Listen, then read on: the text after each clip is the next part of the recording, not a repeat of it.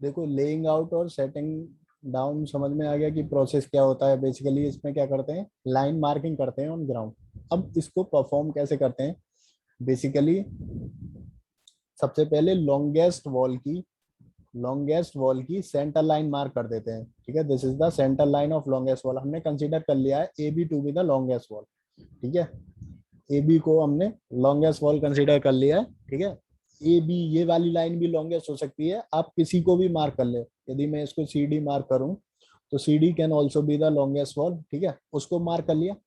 उसके बाद क्या है, जो अदर्स लाइन है उनकी भी हमने सेंटर लाइन मार्किंग कर ली। This is the centre line of other line. ठीक है, ये परपेंडिकुलर है। Perpendicular can be drawn by 3-4-5 method. 3-4-5 method पढ़ा है तुमने सर्वेइंग में? 3-4-5 मेथड पढ़ा है?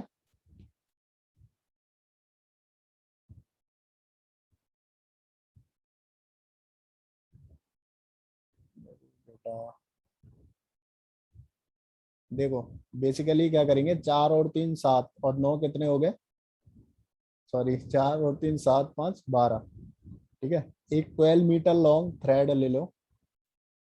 ठीक है, रोप ले लो। ठीक है, उसमें से क्या करो, 3 मीटर पे 3 मीटर पुट करो ऐसे। ठीक है, 3 मीटर ऐसे रख दिया, जिस पॉइंट तक तुम्हें करना है वहां 3 मीटर रख दिया। उसके बाद क्या हुआ, ये 9 मीटर का बचा। ठीक है, 5 मीटर तुम्हारी हाइपोटेनियस, ये तो पता होगा। यदि ये 3 मीटर है, ये 4 मीटर है, तो ये हाइपोटेनियस कितनी होगी, 5 मीटर।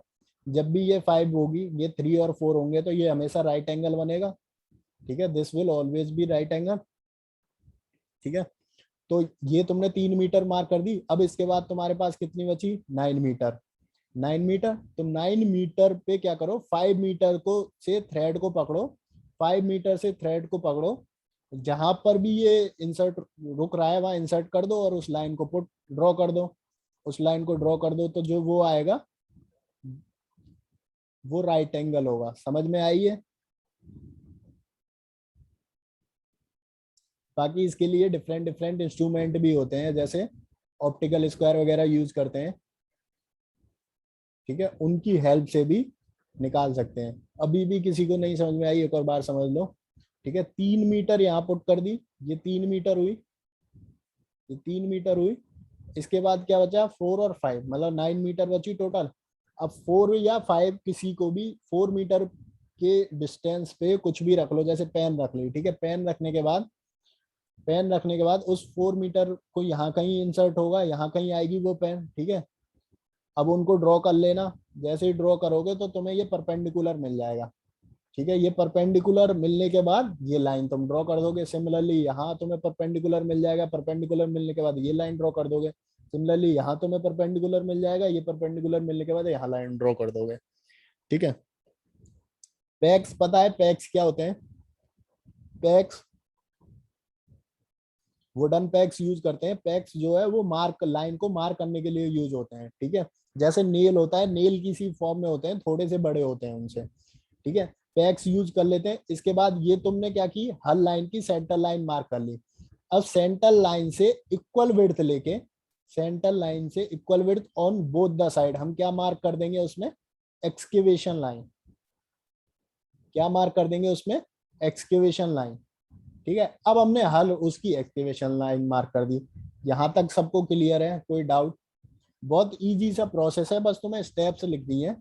इजी सा प्रोसेस है। सबसे पहले सेंटर लाइन मार्क कर दी। सबसे पहले एक सबसे बड़ी लाइन ली, उसकी सेंटर लाइन मार्क कर दी।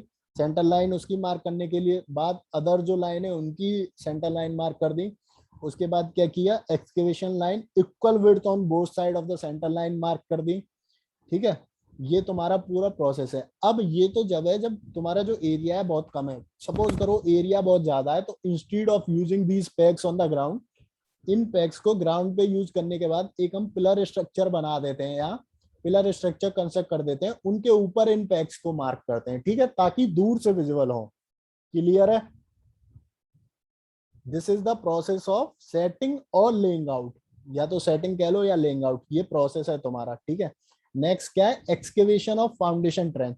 अब क्या करना है, उस फाउंडेशन ट्रेंच की लाइन मार्क कर दी, उसके बाद उसको एक्सकेवेट आउट करना है। अब एक्सकेवेशन का प्रोसेस मुझे समझाने की जरूरत नहीं है, ये तुम सबने देखा हुआ है, तुम सब जानते हो। ठीक है, these are the different different tools which are use for excavation.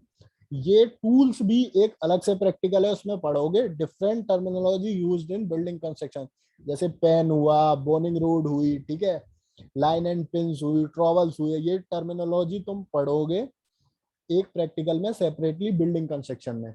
ठीक है, this is important, this is timbering of foundation trench. सबसे पहला फंक्शन क्या किया तुमने, सबसे पहला फंक्शन क्या किया,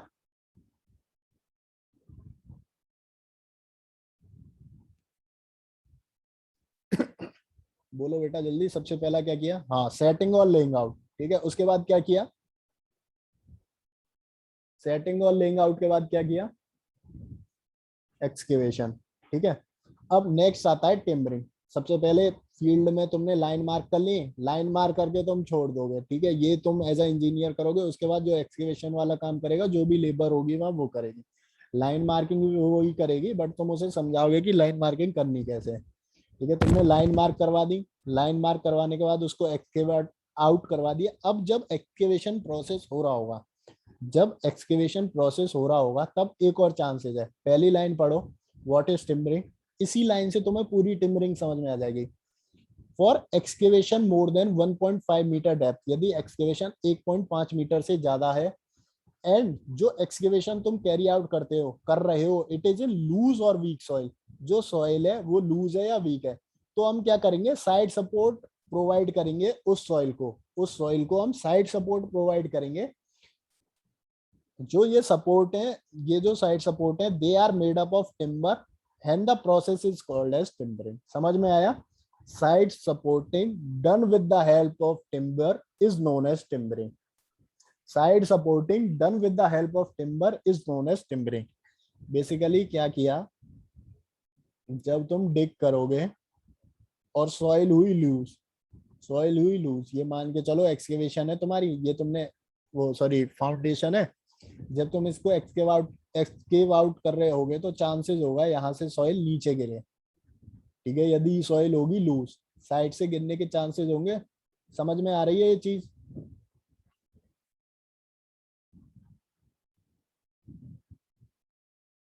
ठीक है, इस सॉइल के साइड से नीचे गिरने के चांस होंगे। इसको प्रिवेंट करने के लिए हम क्या करते हैं, टिम्बरिंग का यूज करते हैं। ठीक है, अब डिफरेंट डिफरेंट टर्मिनोलॉजी होती है जो कि टिम्बरिंग में यूज होती है। सबसे पहले है सीटिंग। सीटिंग क्या है, these timber plank also known as poling boards, और ये वर्टिकल डायरेक्शन में यूज होते हैं। ठीक है, जब तक फिगर नहीं दिखाऊंगा तब तक समझ में नहीं आएगा। इनको बोलते हैं सीटिंग, ये these are known as sheeting. ये जो वर्टिकल है ना, वर्टिकल जो है, इन वर्टिकल उनको बोलते हैं सीटिंग। ठीक है, ये जो हॉरिजॉन्टल है, हॉरिजॉन्टल है, इनको बोलते हैं struts. Horizontal one are known as struts, vertical one are known as sheeting. ठीक है, अब सीटिंग और स्ट्रट्स के साथ कभी कभी हम यूज करते हैं वॉलिंग, इनको हम बोलते हैं वॉलिंग। ठीक है, लार्ज एरिया का प्रोवाइड कर देते हैं, इसको बोलते हैं वॉलिंग। ठीक है, वॉलिंग के बाद नेक्स्ट आता है ब्रेसिंग। ब्रेसिंग क्या होता है, जब इंक्लाइंड फॉर्म में होता है, when it is in inclined form then it is known as bracing, इनको हम बोलते हैं ब्रेसिंग। ठीक है, और जब ये जो सीटिंग है, जो वर्टिकल सीटिंग है, it is provided with iron shoes. ठीक है, नीचे आयरन शू के साथ प्रोवाइड करते हैं, तो इसको बोलते हैं हम runner, then we call it as runner. Clear है, terminology related with timbering clear है, टिम्बरिंग क्लियर है।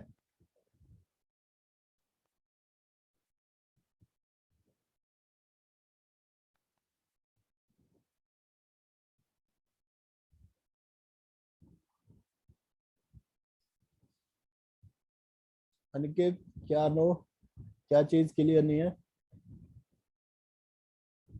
डिफरेंट डिफरेंट टर्म है, उनके बस नाम दिए हैं, एक और बार बता देता हूँ। टिम्बरिंग होती क्या है, जब 1.5 मीटर से ज्यादा डेप्थ होगी और साइड सॉइल वीक होगी, तो साइड सॉइल को सपोर्ट करने के लिए हम टिम्बर का स्ट्रक्चर यूज करते हैं, उस टिम्बर के स्ट्रक्चर को हम टिम्बरिंग बोलते हैं, ठीक है। अब उस टिम्बरिंग की डिफरेंट डिफरेंट कंपोनेंट्स हैं, उन डिफरेंट डिफरेंट कंपोनेंट्स के डिफरेंट डिफरेंट नेम्स हैं। जैसे जो वर्टिकल कंपोनेंट होता है विदाउट आयरन शू, उसको बोलते हैं vertical sheeting. Vertical component without iron shoe is known as vertical sheeting. Horizontal component is known as struts. To support this horizontal component we use this is known as walling, ठीक है। Inclined यदि use करेंगे, inclined क्या करेंगे, extra safety provide करेंगे। Inclined जो use करते हैं इसको बोलते हैं ब्रेसिंग। और यदि आयरन शू प्रोवाइड करें at the bottom, if iron shoes are provided eight the bottom then it is called runner. अब क्लियर है?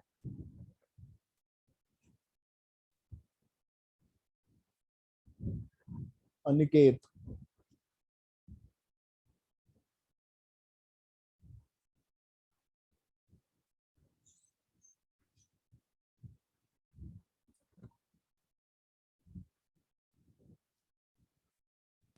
ठीक है, अब डिफरेंट डिफरेंट मेथड्स हैं जो कि यूज होते हैं इन टिम्बरिंग। सबसे पहले होता है स्ट्रिप ब्रेसिंग। स्ट्रिप ब्रेसिंग में क्या होता है, in this system only vertical sheeting and struts are provide. इसमें क्या करते हैं, केवल वर्टिकल सीटिंग और स्ट्रट। अब ये जितने भी कंपोनेंट तुम्हें बताए ना, जैसे जैसे डेप्थ बढ़ती जाएगी, सीधा सा लॉजिक लगाओ, जैसे जैसे डेप्थ इंक्रीज होती जाएगी इन कंपोनेंट्स के नंबर्स बढ़ते जाएंगे, ठीक है। जैसे 2 मीटर से कम डेप्थ होगी, यदि डेप्थ है लेस देन 2 मीटर, तो हम क्या करेंगे, केवल वर्टिकल सीटिंग देंगे, ठीक है, और स्ट्रट्स देंगे। वर्टिकल सीटिंग और स्ट्रट्स देंगे। इस तरीके की जो टिम्बरिंग होती है उसको बोलते हैं स्ट्रे ब्रेसिंग,